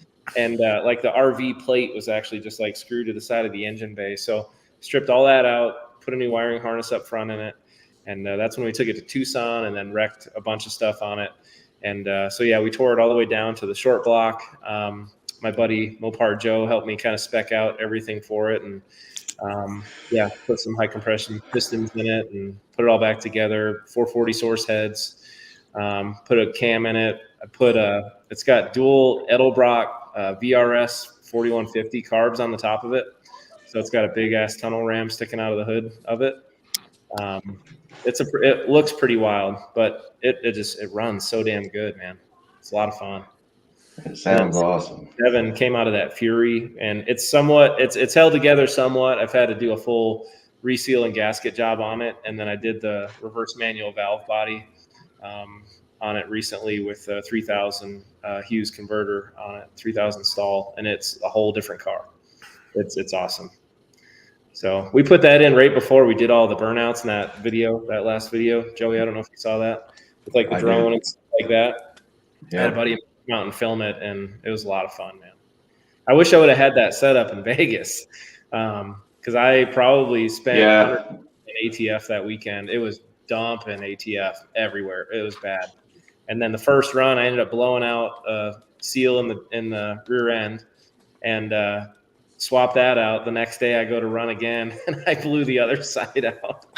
I'm glad I bought both seals, but yeah, we ended up working on the car quite a bit in Vegas, but we still got a bunch of runs in and still had a lot of fun with it. But no, call it a daily driver. I mean, I can drive it to work, I can do whatever, but it's fully caged. It's got all the suspension, all that stuff on it, but it's just a lot of fun, man. I love driving it. Yeah, it's awesome. Yeah, back in the day, I used to have to turn the Mustang off and coast down the hill and hope the garage door opened by the time I got in to put the car in because I shook the whole house and the neighborhood. And I didn't realize one night I got home, I don't know, it was middle of the night, and Dad standing at the top of the stairs and walked in and he's like, I could hear you 2 miles down the road, coming before, and turning it off before the neighborhood to coast in doesn't really do anything. I can still hear you. And it was, like I said, about 2 miles before I got to the house. So he always had your number, Brian. He always had your number. Yeah. Well, like I said, one night the garage door wasn't fast enough and I skinned the bottom of the garage door with the top of the car. and the house was painted a yellow, and my Mustang was blue, so there was a blue stripe on the door. And of course, I'm freaking out, and I see some yellow paint there, so I decide to paint the door, thinking that I can get by with the old man that I didn't hit the house, and paint the door, go to bed. The next morning, that was like a Friday night. So Saturday, I get up, come down, and he goes, "So, can you explain why the door's a different color?" And I'm like, "What are you talking about?" And he goes, "Well, why don't you come here and tell me what happened?" He goes, "Why is this half of the door a different color than this half?" And I was like, "I don't know. I mean, I'm trying to play dumb." And then I realized my father was nothing simple. He mixed two different yellows together to make the color of the house. You know what I'm saying? So I just found one can and it was the wrong yellow. So I got busted. But those were the good old days. But yeah, it's crazy. Well, hey, fellas, I got to jump ship because I have to be an adult in the morning. Oh, that's too bad. Yeah, it's too bad. This little one put this boy to bed. It is overrated. Yeah. So Dave, like I tell everybody, you're family now. You can come on anytime. Come on every week if you want. Just hang out with us. We do this every week. We have guests on, companies. We've been talking about Mopars with you. How's that? I appreciate it. Yeah, we won't even hold it against you. Like, another guy up in that corner there with that LS problem. But, hey, some people take a while to learn. Yeah. So listen, the sad part is you could put an LS in that Mustang and Brian, I got to tell you, I read a lot of old magazines. And what I do now is I just take the articles out that I want to save. So these are the ones I got to file. But in here, I have an article from 67 or 68 about putting a small block Chevy in a Mustang. Yeah, I know. It's terrible. Wow, I never saw that. So I'll post it when I dig it out of there. I'll post them on my. Embrace it. Embrace it. Hey, it's all good. What the hell?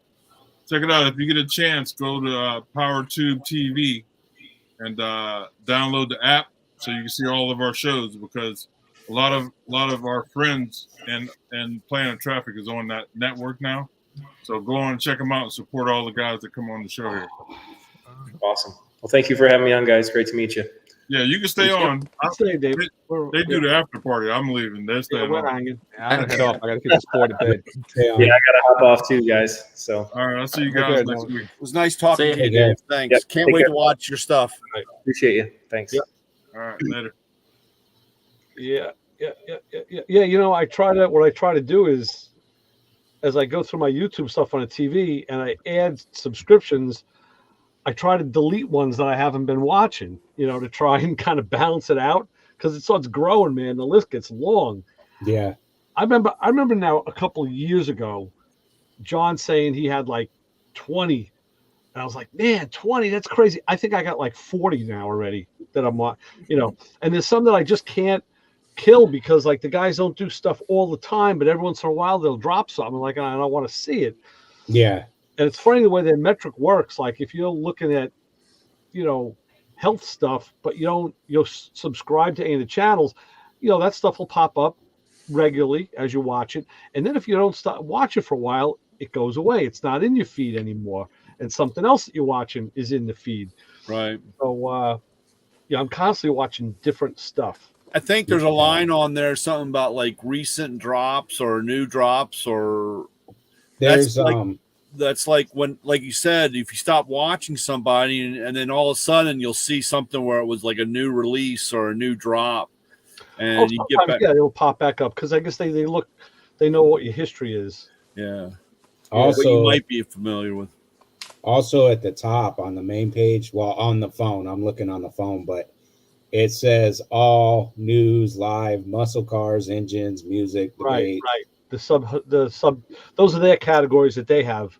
Yeah, but a lot of those, when I'll click on them, it takes me to my subscriptions. Okay. Like those come up. There'll be other stuff, but it comes up with like the hot rods or whatever engines. It'll come up with any of the subscriptions that fall under that I've clicked on before, and I can find something if it's been a while, and go to something, one of those subsections, and go specific, and and then find the page I'm looking for. Like say I forget the page name. Well, I was able to do it. I did it through the computer, but I was able to save categories on my own. So if I like a video, you go a couple of squares over and you can save it. And if you made a folder already, you can save it in that folder. So, I got a bunch of them as well. And you go back and you can find something. Yeah, that's what I wish I had done. And I'm trying to do that now, because there were a handful, like I said, when they get into, like I said, I've, I made I don't want to say a mistake, but, you make the first thing about what you're working on, and it's like, rack and pinions for Mustangs, you know what I'm saying? And of course you watching all these videos, and, then you finally realize, watching other people do stuff on other cars gives you other ideas. And like I said, there's a few videos I wish I would have saved. I thought I could remember or write it down. And, sure. And then when you try to find it, it's just like anything else.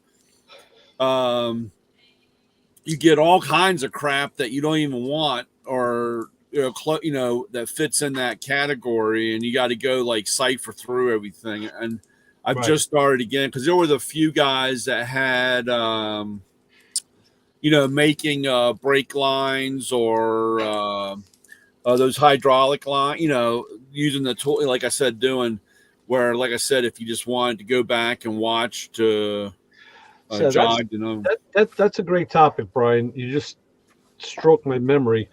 Now, I sent you that picture of all those brake fittings that I got the other day. Yeah. From Andy's shop, but it reminded me of how now brake lines aren't brake lines anymore, because it's kind of a dual thing that, as the way my mind was working.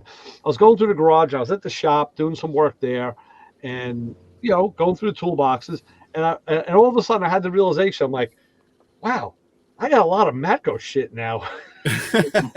And before I had like nothing, and now I'm looking like I got a lot of stuff.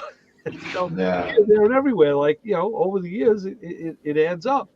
But then it made me think about. I was thinking about brake lines again, and it reminded me that last brake line flaring tool I got from you, that small one, that I lent to my friend Kevin, who it got jammed up on. The die was, and that was because he bought brake line. He bought it off Amazon. And when we did we did a comparison with brake line that I had, we realized the stuff he got must have been Chinese made. It's not the same spec, not the same diameter. So now you can't even be sure, what the hell you're getting now. So, I just put it in my head, like, I'm now in this Mustang, I'm going to have to do some brake line work. And I think I'm going to have to go buy the pre-made sticks, and then cut and paste from there. Well, that was like, like I said, I run into this a lot because they have 4.75 and then they have 3/16. Yeah. And a lot of guys will use the wrong die on it. It's close, but it's no cigarette. I mean, it's close, and they all say it's the same, but it's really not.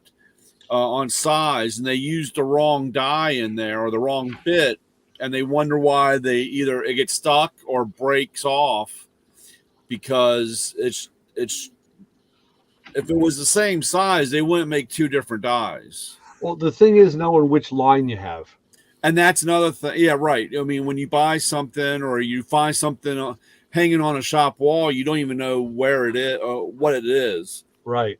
And you just can't assume. You kind of have to go through the research, measure, check, actually, clean, have a clean cut, clean the burrs, and then hand do the die or the fittings to make sure everything works right before you jump in. You're talking about brake line flaring and fuel line flaring? When I was working on the Bugatti and I had to do a repair, they sent me, I ordered a couple of sticks of 3/16, and in different lengths. So I was going to try and custom fit it. And the piece that would have been just about the right length, I had to cut the one end off and make an end. Did that, but the already made end, I went to screw it into a union, and it just didn't feel right. So I stopped. Instead of like, well, tighten it harder. No, I stopped, took it off, tried it again, looked at it. It was a metric line, and that was probably that 4.75 that you saw. It's probably 4. That's probably it. So I determined that they sent me, 2 American lines and 1 metric line, because it must have got hung on the wrong hook. There was no tag on it. It looks like a 3/16 line. Back in the day, and this is when I worked in the auto parts store, and it was so funny because metric was so taboo. I mean, it was like, oh my God, it's metric. And we have to relearn this whole system, how everybody was panicking. But like on brake lines, because I have a few of it still laying around here, the standard stuff had a silver line, silver nut. Yes. And the metric ones had like a blue anodized and a red anodized, because they were different size.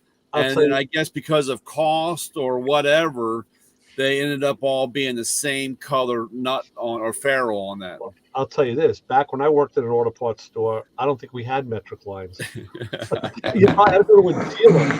That's how long ago it was. But funny thing you said that, because just when I was doing that, sorting out the fittings the other day to put them into a container, I had these 2, the longer ends. You got the short ones that are maybe a 1/4 inch, and the longer ones are like almost a half. And they were like a reddish pink color. And I said, oh, they must be metric. But for some reason, and what I had is I had a union that I was using to test fit and make sure the threads were good. And the ones that were bad, I was just chucking. So I took those red ones and I thread them in, and they threaded into the 3/16 union perfectly. Yeah. I don't know if there'd be a problem under pressure with that making a real seal or not. I don't know. But I was surprised that it threaded in. Yeah, they I can't remember, because I know then they got into the whole bubble flare. That's a whole nother thing, yeah. And that's a whole nother animal in those flares. And it's funny. Even to this day. What? Joey's on fire. Get a fire extinguisher. Damn. Oh. He's smoking. I'm burning one. But even today, I've walked into shops and the guy's over there fighting, and I'm like, dude, what are you doing? And he goes, I'm trying to put and I'm like, that's a bubble flare. Yeah. And there's like, what? And like I said, they're just think it's all the same, and it's not. No. I hope my smoke's not bothering you. And that's Japanese. I don't know if European cars use the bubble. I know that some of the Japanese do. I don't know if the Euro cars do. Well, we use bubble flare on clutch line, on the clutch hydraulics and so forth. So you couldn't mix it up, or when you got into the ABS, like from the pump and stuff. Yeah, that stuff was bubble, and then you had your regular flare, regular double flare on brakes, and it was just to keep you from getting stuff mixed up and putting stuff in the wrong hole. Even though some people like that, but you got to watch it. Speaking of being mixed up, when we were loading up the Mustang in Jersey to bring it here, the guy had said he did the 4-wheel disc conversion. He did all the lines and hoses. So we got the car in a flatbed, and I'm looking under the back of the car. I'm like, you did real lines on this car? And he's like, yeah. I'm like, I don't see it. I expected to see it going across the rear end. But he says, no, it's back there. You got to look further back. I'm like, further back? What he did is he ran the line down and then crossed over in front of the rear end. So it didn't go onto the rear end. Yeah. Like, why the hell did you do that? They said, well, I figured if I want to change the rear end, now I don't have to worry about the brake line. Like, we still got to disconnect it from the caliper. Yeah. Yeah. I said, now you ran it over your drive shaft. I said, and if the drive shaft goes, there goes your brake. I said, you know what? I don't mind, but I'm cutting that out and I'm changing it. I'm going to that's crazy. The way it should be. Yeah, that flaring kit that I have, and no offense to Brian, it's made by Snap-on, and I didn't buy it from Snap-on. I bought it at a pissed off wife yard sale. Yeah. And she was selling she was getting divorced, and the husband said, whatever I left there, just sell it. So she had a yard sale, and I got first dibs on all the tools there. And man, I came out of there with a SUV and trailer load of tools, and didn't really know what all I had till I got it home and was going through it. Yeah. And there was a lot of like plastic cases and things that had sets of different types of tools in it. And this one set was the flaring set that you can do brake lines, fuel lines, transmission lines. It's got all the different setups, and you can mount it right into a bench vise, or somehow mount it to where it's just easier to manage and do. And you know what, I guesstimated what I paid for that whole set was like $10. Wow, that's great. That's probably a $300-400 set from Snap-on. See, now something like that is really good. That's like the Eastwood one, the pneumatic one we talk about. But that's you only want to mount that. That's like if you're doing production work, you're making lines in production. Yeah. The problem I have is now I have 2 Snap-on flaring sets, and now I have the Matco one. I'm always doing repairs under the vehicle, and the Snap-on set by hand, it just the clamp attachment, it just kind of, sometimes you can't get a line away from the chassis big enough. And when I talked to Brian about it, Matco has this set that's much smaller. It's like on a diet, and you can get in really tight to a chassis, and it makes one of the best flares I've ever seen in my life. So add it to the tools, Well, again, Yep. Go ahead. Come on, Joey. Oh, well, I mean, he was a mechanic at one time, and he quit being a mechanic and went to a factory, and all this stuff was just sitting in the basement. Yeah. And I actually helped her pack a lot of stuff out. She just threw it on the trailer and gave it to me. Yeah. But I split a lot of that up between me and my son, but I kept what I knew I would use eventually, which that was one of the tools that I kept. And then there was a really nice snap ring plier set, got all the different sizes and shapes and everything. And those were made by Snap-on as well. And got the whole set still in the box. So those are the best yard sales to go to. Oh yeah. Well, I'd known her forever, and her husband was a jerk. And when she told me she was having a yard sale, I said, "Is there any tools?" And she said, "Oh yeah." I said, "Give me first dibs." She says, "Well, I'll let you know the night before the yard sale goes on. You can come over the night before." So I went over and cleaned it out. I gave her $400 cash for an SUV and trailer full of tools. Wow. Yeah. Good deal. Can't beat that with a stick. Nice, really nice Craftsman stackable toolboxes, and a lot of them had sockets in them, just strung about, in the drawers, but Craftsman sockets. But anyway, Justin, how you doing for you got a tool guy anymore? Or? So we have 2. Wow, actually, really? we do. Okay. Yep. We got a Snap-on guy that comes every week and a Mac guy that's every other week. Oh, no Matco guy still, huh? Not yet. Yeah. The Mac guy was actually just there today. I did get something off the truck. Speaking of Matco, man, Brian, didn't you say you were going to sell me one of those digital torque wrenches, 1/2 inch for $147.60? Yeah, you must have been hearing things. I'm just going by the number in my bank account right now. Yeah. Good luck on that. Got you a nice Quinn for that much, Yeah, here you go. I got an old click type right here, and I'll put a digital face on it and battery, and you can just pretend, okay? Who is that, Matco, or what? Who's that by? It's a Matco. Yeah. How much? It's $4 something. Holy moly! I just got a click style one there last weekend. Back, my dad picked it up at a yard sale and then brand new. I mean, it's a cheap, Proto or whatever brand. But he bought it and went to go torque down a set of wheels on his truck. Realized the thing only goes up to like 80 foot-pounds. Oh yeah. So he's like, "Well, I can't use this thing." So it's a half-inch. So here, wrench? Yeah. Wow. I tried one of those Harbor Freight ones, and it's got the click thing on it. But I found that it does not work properly. I was putting an intake on an LS engine, and you had to torque it to all the bolts to a certain spec. And so I had it set for that, but it wasn't clicking. I ended up snapping one of the freaking bolts. Wow. And I threw that back in the box and just guessed at it on how tight they should be. But I had to drill a hole in the center of that broken bolt, back it back out of that head, and then find another bolt to go in its place. Yeah. I had to do that on my Blazer. Yeah. And after I snapped the first bolt, I wasn't smart enough. I snapped two more. Oh. And that's after going to the bolt shop. We have a local place that they specialize in bolt. They're nothing but bolts.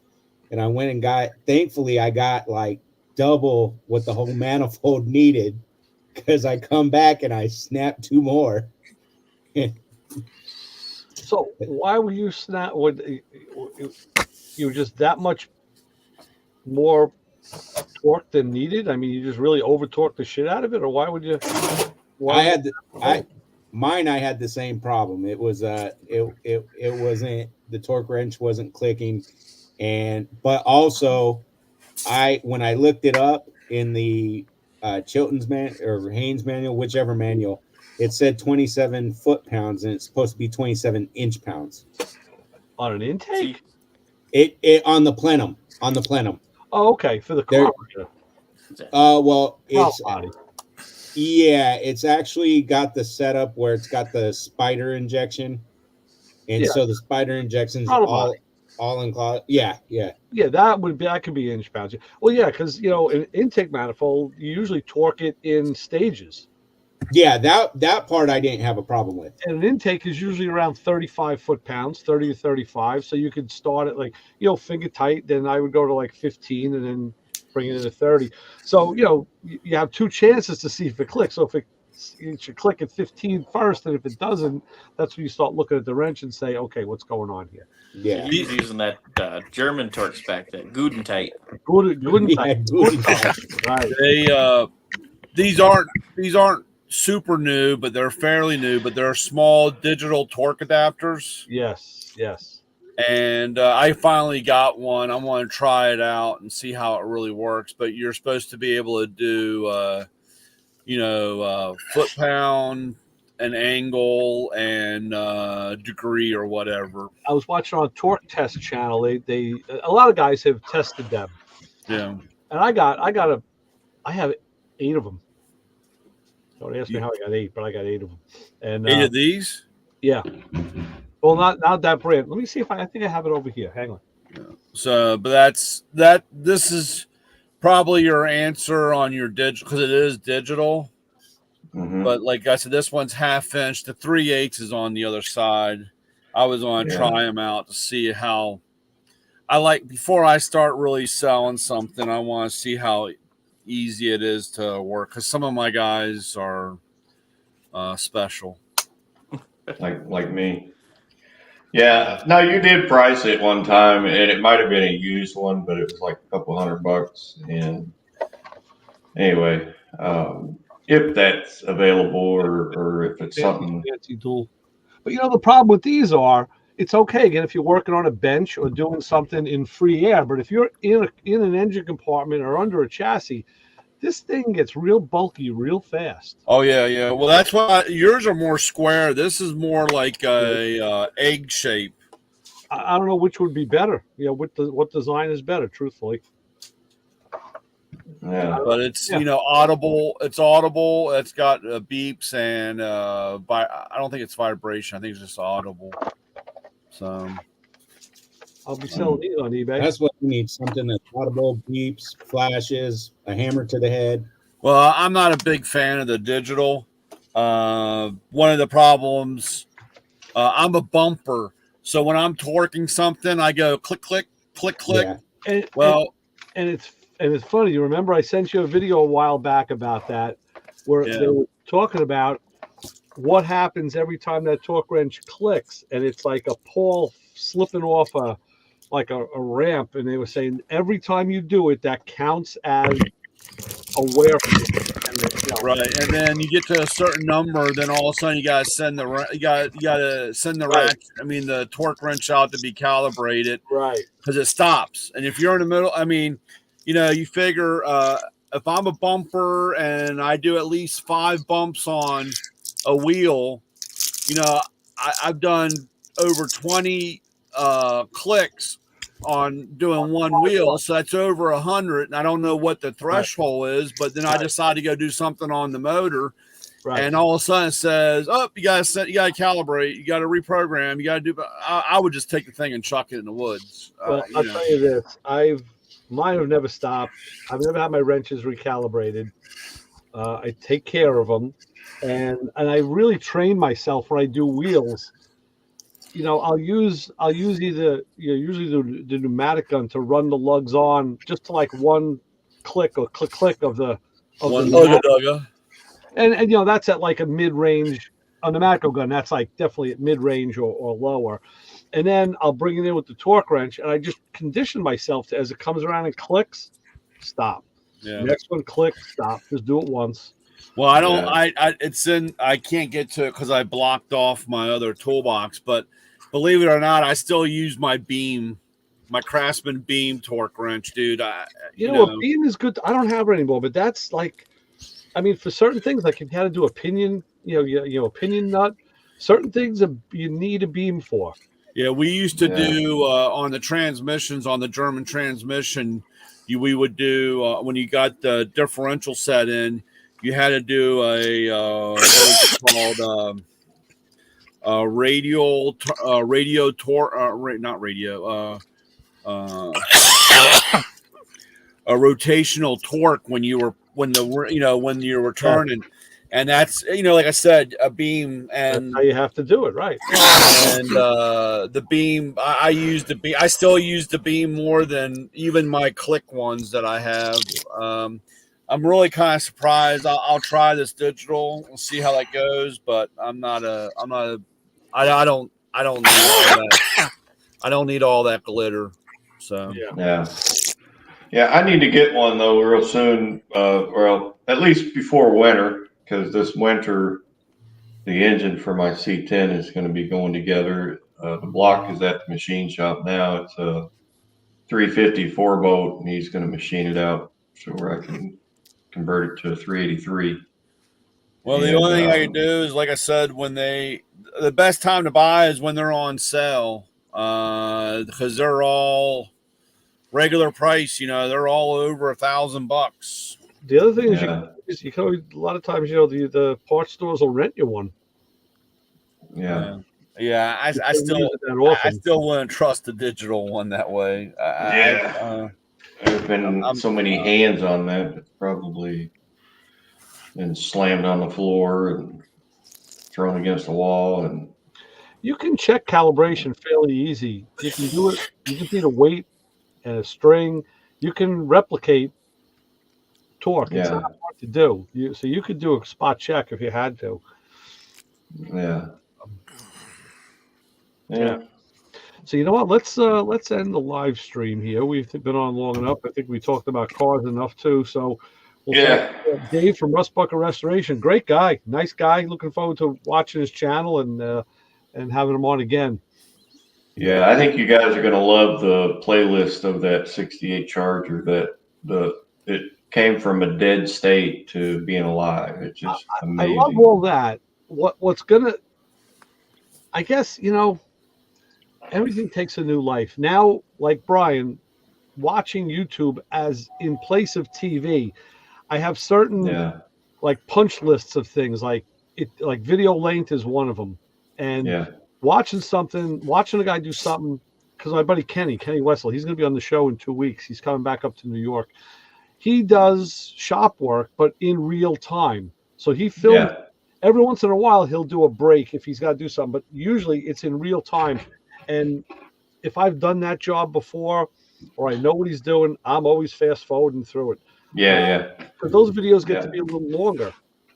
And, I mean, but if it's something you want to see, then it's golden. It really is golden. Yeah. And the one thing I like about Dave's videos is, he does do a lot of explaining of why he's using this certain product or why it has to be done this way for him. And, and for me, it's worth watching. But I'm like you, if it's something I've seen a million times before, I just either don't watch it or I just scan through it and catch what I can of it and then go on. But right. But the way he does it, he just keeps you glued to the screen. For me anyway, that's the way it is. I love watching this stuff. Yeah. Yeah, I can't wait to check it out. I didn't get to today, but I'm gonna definitely open it up, check it out, and most likely subscribe for sure. That's the stuff I love watching, anything with builds. Yeah, and he's self-taught. He's not been to any sheet metal schools and all that. He just, like you said here on the live, it's intimidating, but he just does it. Yeah, no, that's good. I give him a lot of credit for that. He gets deeper than I do. That's for sure. Yeah, I heard that part, and that before I came on, and that caught my attention. I was like, oh wow, I love hearing that because it gives me motivation. Because like I want to do some stuff, fender flare the Porsche, but that's one of the biggest things. What do I want to do? How do I want to do it? I'm back and forth. But the bottom line is I'm scared. Do I want to tear into that? And it's a 73. So finding another fender or something for it, Yeah. Well, like he said, some of this stuff he wished he hadn't started until he had all the sheet metal there. Yeah. Like that Charger being one of them. He didn't have everything there when he started cutting that car apart. So he would brace it up and it would have to sit there and he'd have to rely on that bracing to hold it together until the parts showed up. Yeah. And it's just really, for me, it's just amazing to watch. I call him Mark Warman Jr. because of that Charger, because he just brought something back to life anybody else would send off to the crusher, Right. All right, so we're going to send this live portion to the crusher right now. And we'll be back next week. Do it all over again. I don't know if there'll be a guest. So for Lewis Lee, all of us here are signing out, and we'll be back next week to do it all over again. So stay where you are. And let me end.